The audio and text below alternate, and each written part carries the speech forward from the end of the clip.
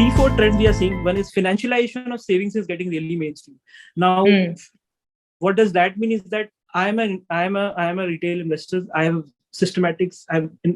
Accumulating a lot of savings money in my bank account because of my salaries or my expansion of my human capital, like because of my talent. I'm getting more salaries, and that growth, a lot of aspirational, like middle India is creating a lot of wealth through startup and through startups, jobs and all. Like so, that market is really compounding very fast. Then other is the traditional investors in India who, like in their 40s and 50s, who have actually done tremendously well in terms of accumulating a lot of savings money, but they have been very sensitive to investing these money into equities market. They were largely focusing on diamonds, gold, jewelry, real estate, FDs, PPS, recurring deposits, you name anything. In India, there's so many products which actually don't create long-term wealth, but are very well adopted.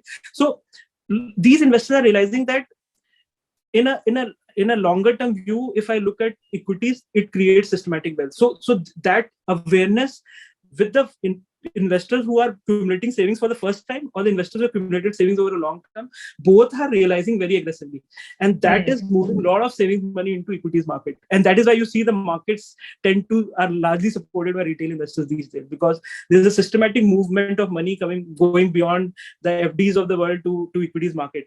That trend is compounding very fast, and I think for the very nature, because even the economy is going through a very aspirational change, right? So equity market mimic that very well. So as an entrepreneur, obviously we are the most bullish guys to talk about that, but that's how the India story is building up, and I think that change is compounding. So that's very good for us. And secondly, platforms like us are able to actually create accessibility on especially broking platforms to make equities investing more empowering.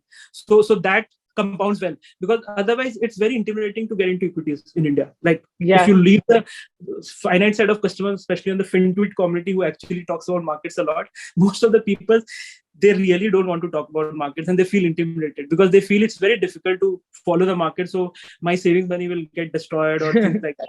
But the moment you get something which helps you systematically make money in equities market on broking through, let's say, a wealth basket, that helps to compound the behavior, and it evolves, and it helps to expand the market.